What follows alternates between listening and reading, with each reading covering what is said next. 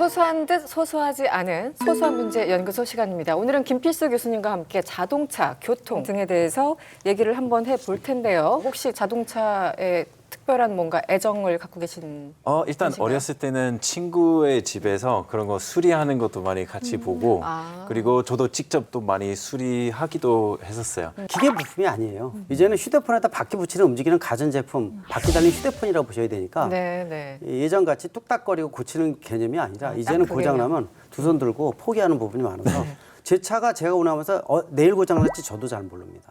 그 정도로 어려운 게 노트북에서 관련된 영상들을 보면 언제든지 수리가 가능합니다. 남자라면 자기 자동차를 직접 수리해야 돼.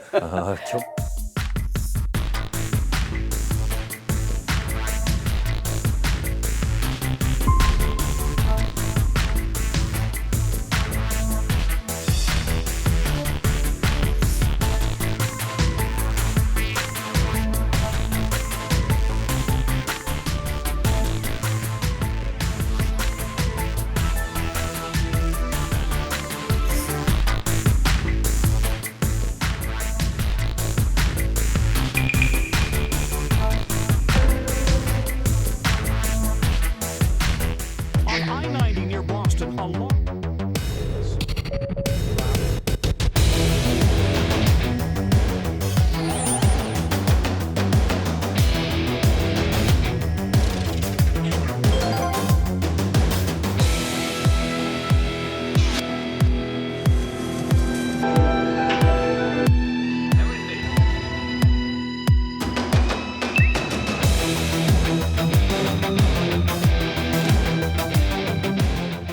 오늘 연구 주제가 운전하지 않는 자동차. 참 어떻게 보면은 낯선 조합인데요. 언어의 네. 조합이. 네. 일단 구정 기자님, 이달 초, 그러니까 지난달 말 이달 초에서 그 5대 모터쇼라고 하죠. 베이징에서 모터쇼가 열린 것 같던데요.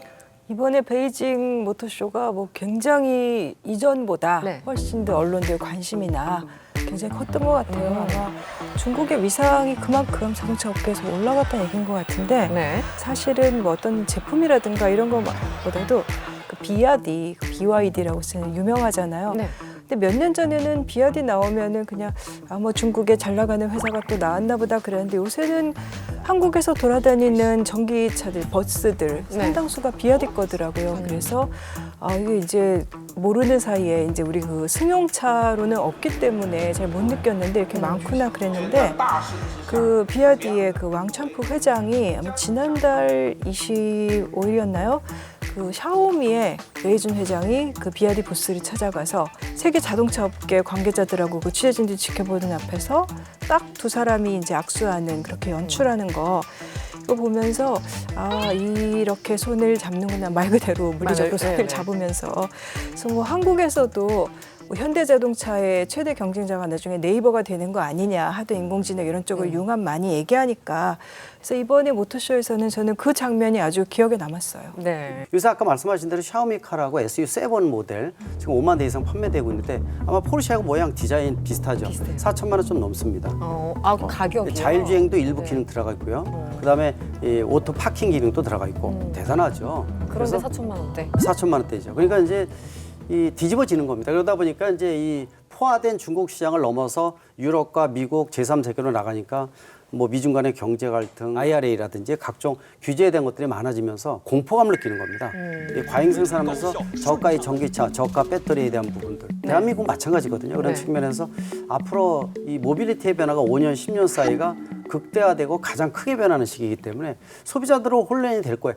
저도 전기 자동차 하면서 저도 헷갈리는데 네. 일반인들 보면 어떻겠습니까? 아까 움직이는 가전제품, 바퀴 달린 휴대폰 그 세대가 본격 등장을 했다. 오래 살고 볼 일입니다. 다 타봐야 되겠죠? 오래 살고 볼 일이다. 그나저나 이 베이징 모터쇼 얘기를 했으니까 네. 알파 기자님, 네. 그 우리 또 월드시너블리의 단골 손님이죠. 일론 트럼프? 머스크. 예. 트럼프가 있었네. 깜빡했어요. 네. 일론 머스크가 지난 4월 말에 중국을 깜짝 방문했어요. 일주일 전에 인도 모디 총리와 만나는 그 만남을 캔슬하더니 중국으로 날아갔어요. 네. 이것 때문에 가는 것 같은데 그때 이제 무슨 일이 있었습니까? 28일 날 네. 이제 자기 전용기를 타고 갔어요. 저는 왜 전용기를 타고 간지 모르겠어요. 왜냐하면 일반 비행기를 타야지 더 재밌거든요. 어떤 기내식이 나올 건지 그래서 짜릿짜릿하거든요. 네. 여튼 그런 중국에 도착해가지고 중국의 2인자 리창총리랑 만났습니다.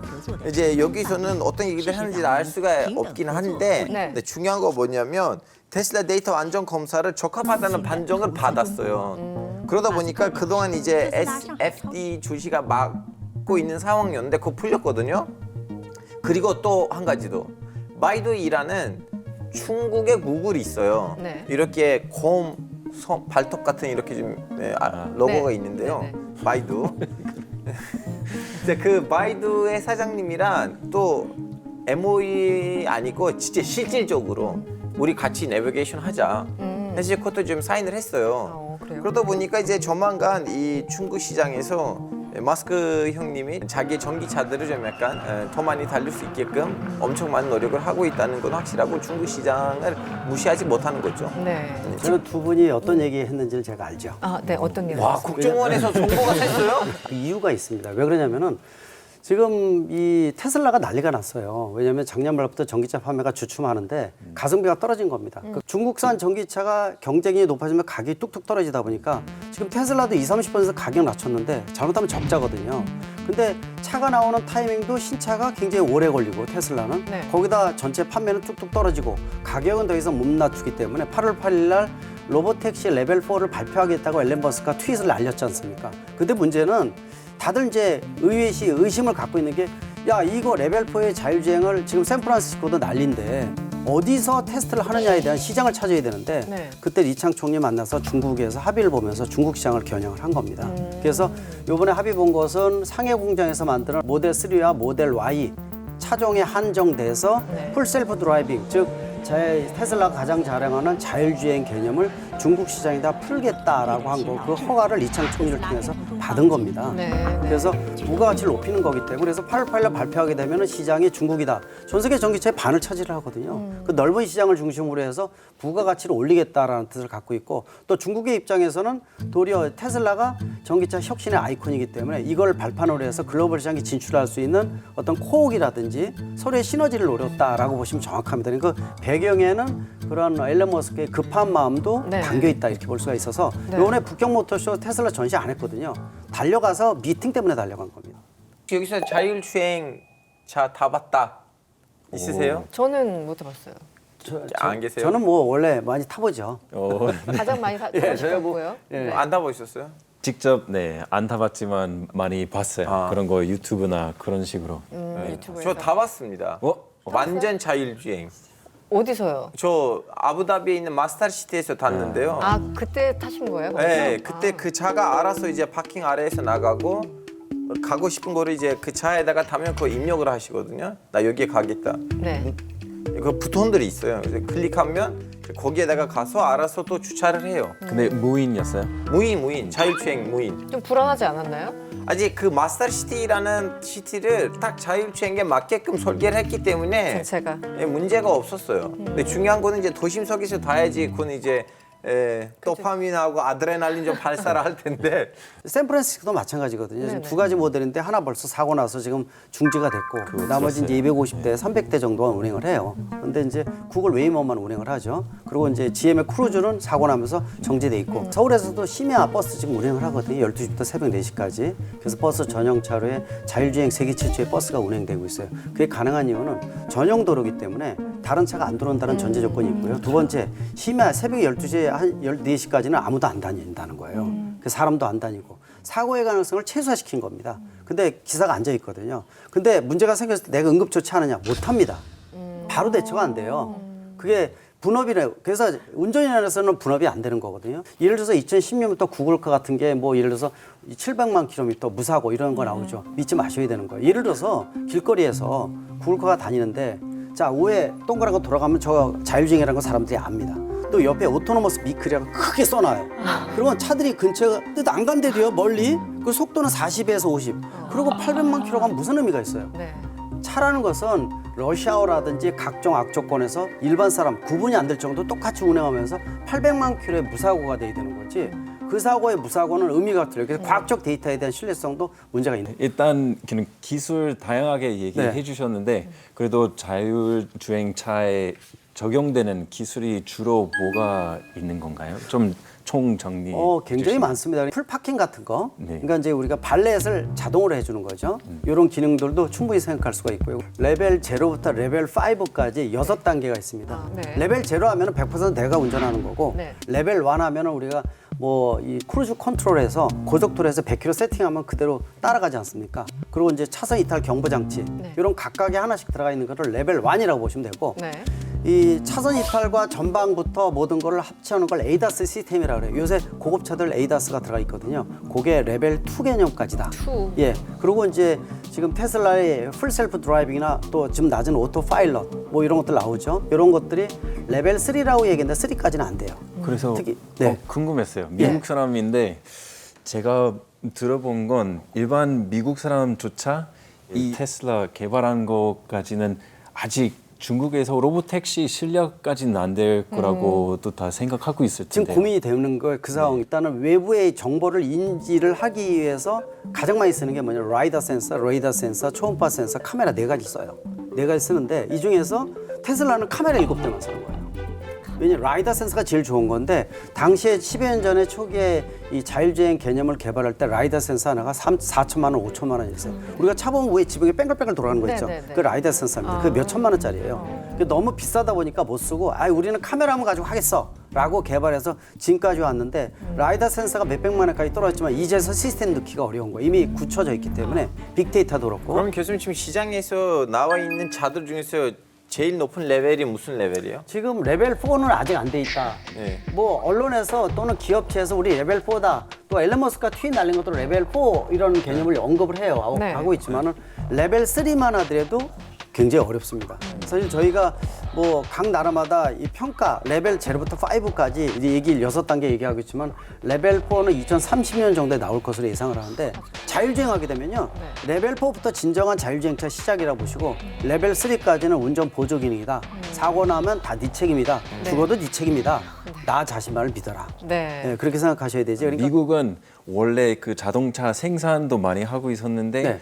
중국에서 이제 생산력이 되게 뛰어나다고 하더라고요. 그 예. 공장 그런 기술 다 거의 오프쇼링 해갖고 그러면 미국에서도 생산되고 있는 거나 뭐 테슬라 있지만 그래도 미국사 주로 외국에서 많이 생산하고 있어요. 그렇죠. 지금 현재 미국의 GM 포드 크라이슬러 빅3라고 크라이슬러 스텔란티스 이제 합병이 돼서 이렇게 되지만은 고민이 많은 겁니다.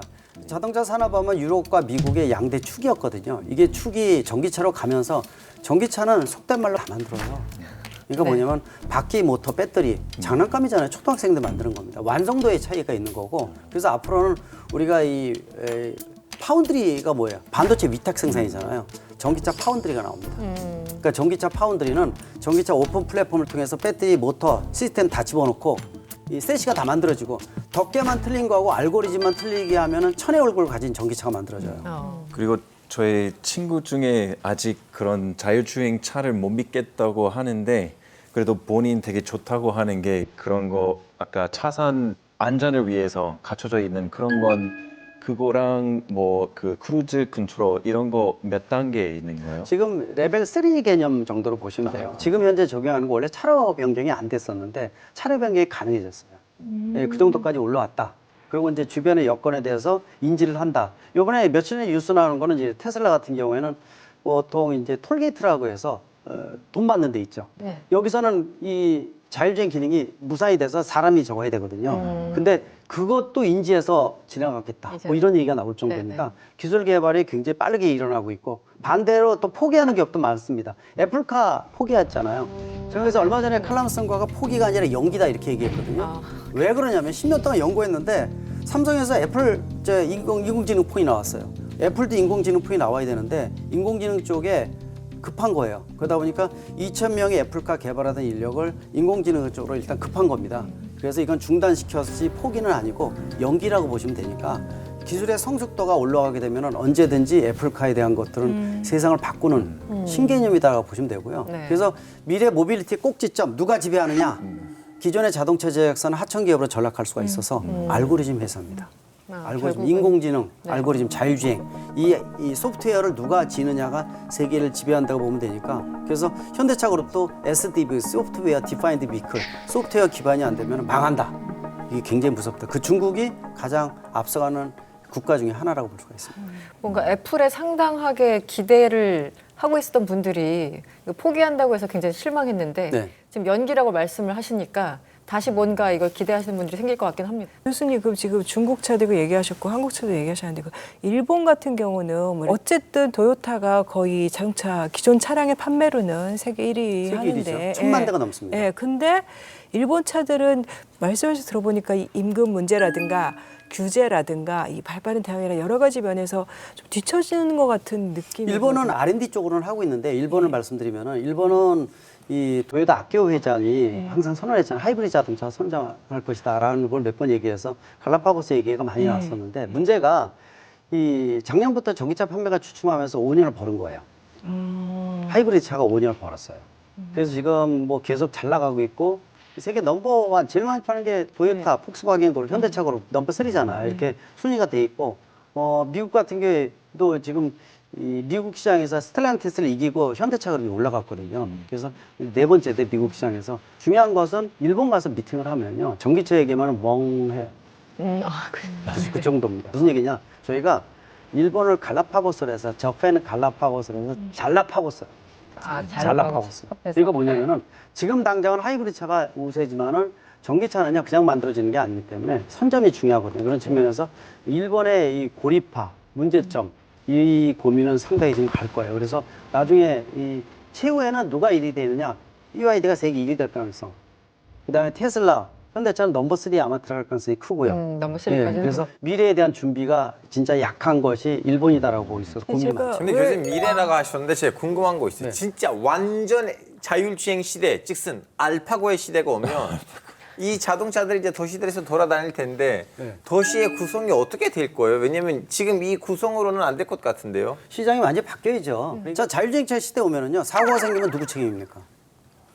자율주행 시대가 오면 레벨 4 이상으로. 예, 레벨 4 있을 이상으로 왔는데 사람이 사망을 했어요. 그럼 누구 책임이에요? 그건 자동차. 그래서 그 문제 때문에 난리 난 게 네. 딜레마 빠지는 것 중에 한 가지가 자 예를 들어서 보세요. 내가 100km 달리는데 앞에 횡단보도가 있어요. 유치원생 노란색 입은 애들이 5명이 손 들고 쫙 지나가고 있어. 그럼 100km 달리다가 당연히 제동을 해야 되죠. 근데 브레이크가 고장 났어. 근데 사람이 탔을 경우에는 애들이 지나가잖아요. 내가 우를 꺾고 좌를 꺾든지 간에 애를 피합니다. 왜? 내가 부상을 당하고 사망하는 거 그 다음이야. 생각 안 해. 그게 인간이야. 그렇죠. 근데 자율주행이면요. 좌를 꺾으면 2명 탑승객, 우를 꺾으면 3명이 다 죽는다고 판단하는 거지. 얘는. 그러면 애들 사이에서 제일 공간이 빈 애 중에서 한 명만 치고 지나가는 거죠. 한 명 버리는 겁니다. 예. 그러고 그렇게 나는 판단하는구나. 3명을 살렸어. 이거 어떻게 할 거예요? 이런 게 윤리적인 문제가 굉장히 수십만 가지라는 거예요. 수십만 가지. 그러니까 판사, 검사, 변호사가 논란이 되는 거야. 한 번도 해본 적이 없는 거야. 그래서 답이 안 나오는 겁니다. 이런 것이 법적 체계, 이 보상 체계, 시스템에 대한 것들 이게 더 무서운 거예요. 기술 발전보다 법적 체계, 시스템을 바꾸는 게 더 어려운 거죠. 그래서 미국 20년 전부터 시작을 했고요.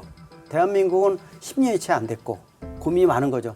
과연 그런 상황 판단을 인간과 똑같이 차가 할 수 있을 것인가? 쉽지가 않고요. 제가 질문하겠습니다. 네. 아, 예. 질문을 받다 보니까 스트레스 받아가지고 네. 지금 막 또 여러 개 강의하는 것 같아. 강의하다가 와서 또 강의하는 것 같아서 자율주행차 시대 분명히 옵니다. 레벨 4 이상이 오면은 책임도 거기다 물을 수 있어요. 물는데 자율주행차가 오게 되면은 구 기자님 먼저 운전하시겠어요? 아니면 자율주행차 믿고? 저는 그것만 기다리고 있는 사람이긴 한데요. 운전 안 해서. 얘를 좀 버리십다 얘기를 하시죠. 예, 근데 어떻게 보면은 사람들도 다 그런 윤리적인 딜레마는 사람이나 인공지능이나 다 안고 있는 거잖아요. 사람들이 어떻게 인공지능한테 그 시스템을 입력시키느냐의 문제인 것 같은데 저는 뭐 굉장히 믿고 할 것 같아요.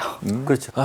근데 당연히 거의 믿고 사용 많이 할 것 같지만 그래도 운전하는 그거의 자체가 재미있어서 뭐 미국, 한국 이런 나라에서 안 되면은 그러면 되는 나라 아직 되는 나라로 가서 그냥 여행하면서 그냥 당신은 운전해봐야겠어요. 아주 적극적이시니까. 무방 카메라도 싫어해요. 남자라면 이렇게 해서 이렇게 주차해야 되는 거 아니에요? 알파고 씨는 자율주행차 나도 직접 운전하려고 그러죠. 아 그래도 전 알파고이니까 알파고 시대에 맞게끔 살아야 돼요. 네. 근데 자율주행차가 그렇게 되면은 오히려 몸이 아프거나 나이가 많거나 불편한 데가 있는 분들이 더 훨씬 편해지지 교통 않을까. 약자들. 굉장히 편하죠. 네. 원래는 자동 변속기가 장애인을 위해서 개발된 거예요. 일반인들이 더 쓰는 건데 그래서 장애인을 위해서 개발된 시스템이 많은데 아마 자율주행이 나오게 되면 교통 약자들한테 특히 이제 도움이 되는 게 자율주행이 아닌가라는 측면에서 기대를 하셔도 좋을 것 같은데 시간이 좀 더 몇 년 필요하다.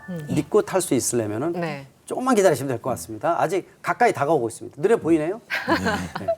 알겠습니다. 오늘은 김필수 교수님과 운전하지 않는 시대란 주제로 이야기를 나눠봤습니다. 레벨 4가 오는 그날까지 우리 열심히 살도록 해보죠.